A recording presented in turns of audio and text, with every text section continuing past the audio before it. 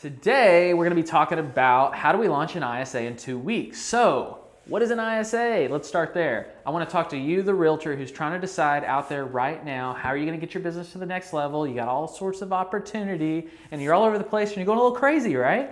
What we want to do is we want to bring some sanity to your world, and hopefully that results in more income.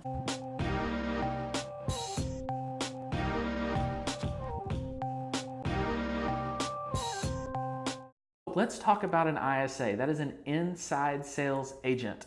There's all sorts of terms and types and different types of personality types and all that kind of good stuff. But let's hit a couple of them just so you know, so we're on the same page.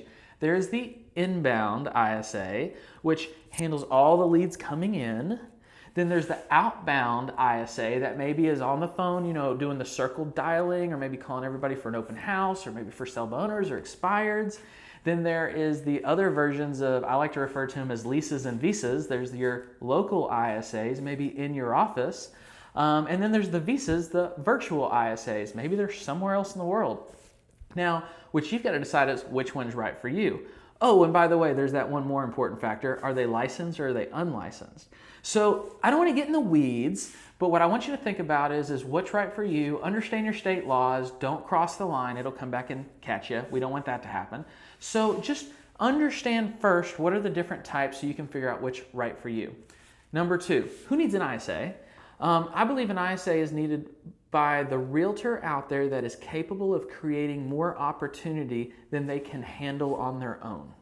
Does that make sense? So you have more leads that you're generating that you can go to. Or maybe you're that person trying to start a team. Or maybe you're already a team leader and you're like, I've transferred my skill to other agents.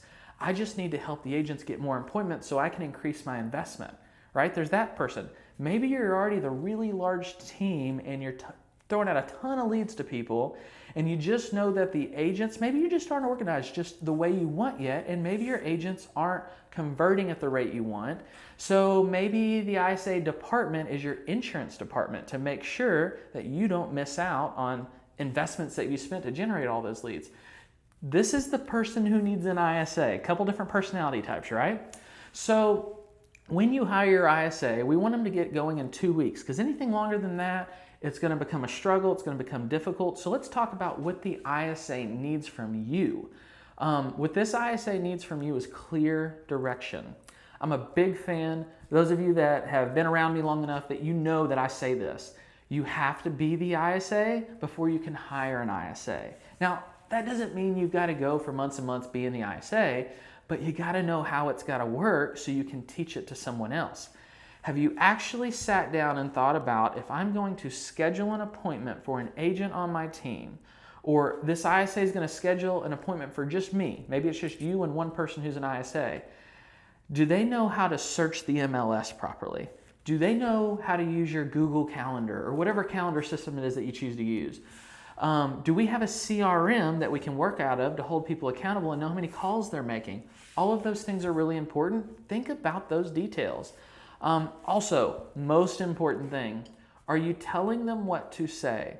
We as human beings, we get excited when we hire somebody. We think they're the best fit, we think they're a great person, and sometimes we think that they already know what they're supposed to do, but they took a job looking for direction.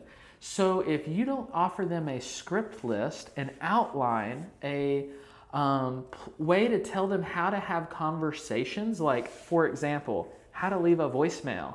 Hey, my name's Bobby and I'm with Banana Real Estate.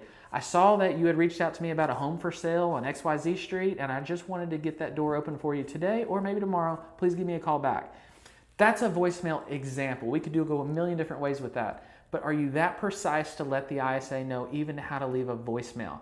They have to know that. They have to know that. So think about that. Think about your scripts. Think about what you want them to know. Now, on top of that, I want you to think about how long are you going to have this ISA there, and what is the sole purpose of that ISA? Because so many people think that they're going to hire this ISA and it's going to be a career path and they're going to be there forever. Or some people also think this is the stepping stone into the real estate. That they're going to learn how to be an ISA on the phones and then they're going to become a realtor on my team.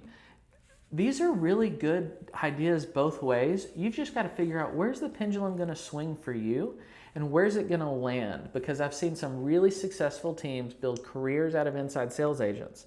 The challenges that they end up having though is have you ever tried to, I don't know, think about having a long-term career in a call center. Forever and ever and ever, you're just going to be on the phone. It could wear them out. So what are you doing to relieve them? How are you going to help them? Should they be doing 8-hour shifts or should they be doing 6-hour shifts? All great questions that you should really think about. It also has to do with that person. On the flip side, I've seen a lot of people use it as a stepping stone to get in the business, and I think that's a great model too. The problem that I see with that though is they don't have them stay in that seat long enough. All they do is they learn just enough to where all they did was learn and they got out, but they really didn't make a whole lot of appointments for you because they hadn't really got to use everything you taught them. So think about leveraging them for the right amount of time, which I think is different for every single person. And lastly, what I want to talk about is probably compensation and pay, because everybody always asks, how do you pay an ISA? Many different models out there. My favorite model that I've seen out there is, I want you to think opposite of linear pay is exponential pay. So what I mean by that is, linear pay is you set an appointment, you get a bonus. You set an appointment, you get a bonus. You set an appointment, you get a bonus. We know those. Maybe it's a flat rate fee, maybe it's a percentage, but that's linear. If someone that you hire as an ISA and they set you 5 appointments in a month, they made 5 bonus points, we'll call it. Are you satisfied with that though? Probably not. You're probably wanting to see the bigger results here. And if you think about what's going to drive that inside sales agent to make that one more phone call or that maybe 2 more phone calls, that linear pay scale, what I have found, usually doesn't do it, because what's the difference between X and X? Like, it's just a small amount. With a exponential pay scale, what we're talking about is, let's say for the first 10 appointments, you don't make any bonus. You just get your base salary. Maybe it's minimum wage. That's just doing your job. Then appointments 10 through 20, maybe all of the appointments, let's say you got 15 appointments, 15 times, let's just call it 1% of the sale. But if we get appointments between 15 and 25, let's say it goes to 2% of the sale. If we get 25 to 35, it goes to 3% of the sale. I'm talking the whole amount. So the higher they get up that scale for that month, that dollar amount reflects across all of the appointments that they set. And now they're super motivated to get that one more appointment, because it just made all those appointments that much more valuable. I know that this is a little bit more complex, and I know that there's a lot of questions that may come from this. I hope that you ask it in our thread here, because what I want you guys to do is walk away from this video with enough to be dangerous, ask the right questions, hire your ISA, and launch them in 2 weeks, because after 2 weeks, you're wasting money. We need to get everything we can out of those people because you don't want to spend any more time doing it. So most importantly, hire an ISA if you're looking to grow, because it is going to make you go through the roof. Hope you enjoyed this video. Can't wait to see you next week, and talk to you soon.